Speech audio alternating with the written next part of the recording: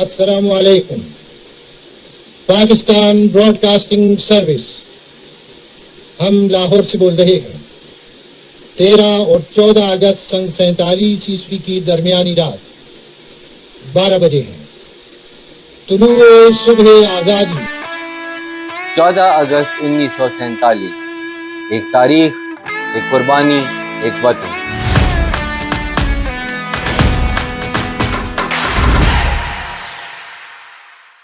بسم اللہ الرحمن الرحیم. السلام علیکم. آپ دیکھ رہے ہیں ہمارا YouTube channel beyond headlines with Hisham. 14 اگست 1947. ایک تاریخ، ایک قربانی، ایک وطن. 14 اگست صرف ایک دن نہیں، ایک پوری قوم کی پہچان ہے. یہ وہ دن ہے جب ایک امید نے حقیقت کا روپ دھارا، جب غلامی کی طویل رات ختم ہوئی اور آزادی کا سورج طلوع ہوا. لیکن کیا ہم جانتے ہیں کہ یہ دن حاصل کیسے ہوا؟ کیا ہم جانتے ہیں کہ اس دن کے پیچھے کتنی ماؤں کی گودیں اجڑی، کتنے باپوں نے اپنے جوان بیٹے قربان کیے اور کتنی بہنوں نے اپنے سروں کی چادریں کھو دی؟ آئیے وقت کے پہیے کو پیچھے لے چلتے ہیں اور اس سفر کا آغاز کرتے ہیں جس کا انجام تھا پاکستان. سن 1600 میں برطانیہ سے ایک تجارتی قافلہ ہندوستان پہنچا، ایسٹ انڈیا کمپنی، جس کا مقصد صرف نمک، کپاس، مسالے اور چائے کی تجارت تھا. لیکن دل میں چھپی نیت کچھ اور تھی. انہوں نے پہلے زمین لی، پھر دل اور پھر ہندوستان کے تخت پر قبضہ کر لیا. انہوں نے اپنے مفادات کے لیے مقامی راجاؤں اور نوابوں کو لڑایا، علماء کرام کو خریدا اور آہستہ آہستہ طاقت کا مرکز خود بن گئے. 1757 کی جنگ پلاسی وہ موڑ تھا جہاں انگریزوں نے اپنی فوجی طاقت کو سیاست میں بدلا. 1857 کی جنگ آزادی آخری کوشش تھی لیکن ناکام ہوئی اور ہندوستان مکمل طور پر انگریزوں کے قبضے میں چلا گیا. انگریزوں نے صرف زمین نہیں لی، انہوں نے قوم کا اعتماد چھین لیا، قوم کا مستقبل اندھیروں میں دھکیل دیا. زرعی نظام برباد ہو گیا، کسان بھوک سے مرنے لگے. انگریزوں نے تعلیمی ادارے اپنے فائدے کے لیے بدلے. ہندوستانی صرف چپراسی یا کلرک بننے کے لائق سمجھے گئے. مگر غلامی کی یہ زنجیریں ایک دن ٹوٹنے والی تھیں. جب ہر طرف مایوسی تھی تب ایک روشنی کی کرن ابھری، سر سید احمد خان.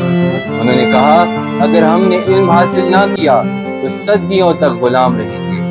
علی گڑھ تحریک نے مسلمان نوجوانوں کو نئے دور سے متعارف کروایا. انہوں نے تعلیم کو ہتھیار بنایا اور مسلمانوں کو اپنی شناخت کا احساس دلایا.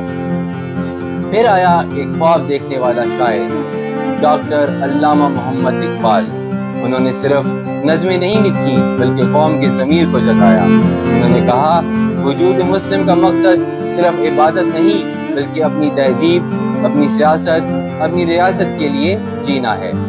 1930 کے الہ آباد اجلاس میں انہوں نے پہلی بار ایک علیحدہ مسلم ریاست کا خواب پیش کیا، ایک ریاست جہاں اسلام صرف مذہب نہیں نظام زندگی ہو. پھر آئے قائد اعظم محمد علی جناح، ایک وکیل، ایک سیاستدان، لیکن اصل میں ایک رہنما. انہوں نے اپنی زندگی کے آرام کو ترک کیا صرف اس لیے کہ مسلمانوں کو ایک ایسا وطن ملے جہاں وہ آزاد ہوں. 1934 میں انہوں نے مسلم لیگ کو دوبارہ منظم کیا. 1940 میں قرارداد پاکستان پیش کی گئی. ہم مسلمان ہیں اور ہمارا دین، ثقافت اور طرز زندگی ہم کو دوسروں سے جدا کرتا ہے. یہ الفاظ صرف تقریر نہیں تھے، یہ ایک انقلاب کا آغاز تھا.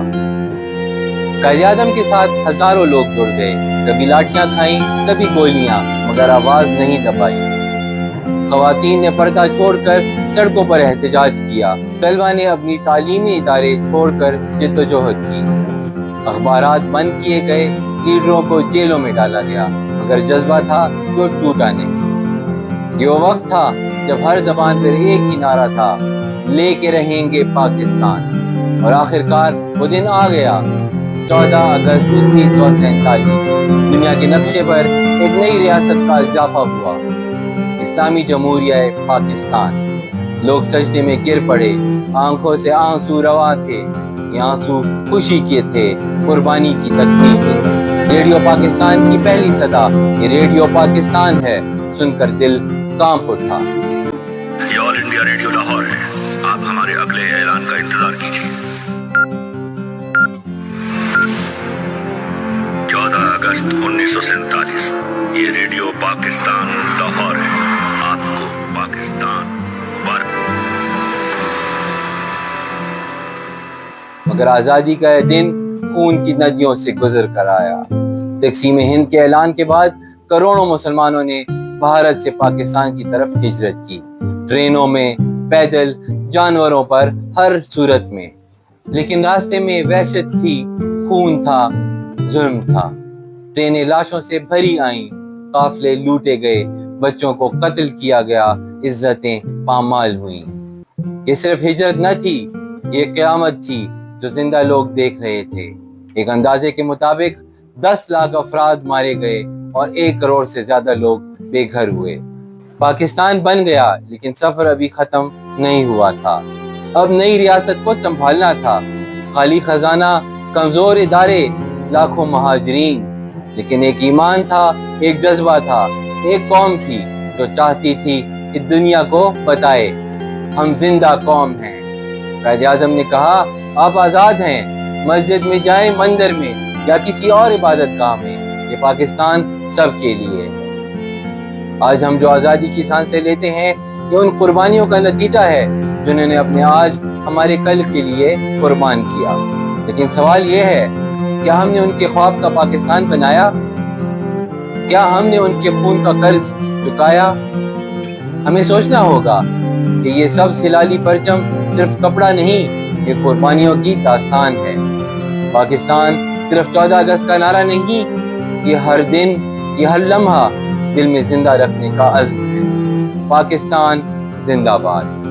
اگر آپ کو ہماری یہ ویڈیو پسند آئی ہو تو اس کو لائک، سبسکرائب اور شیئر ضرور کیجیے گا، اور کامنٹ کرنا نہ بھولیے گا۔ اللہ حافظ۔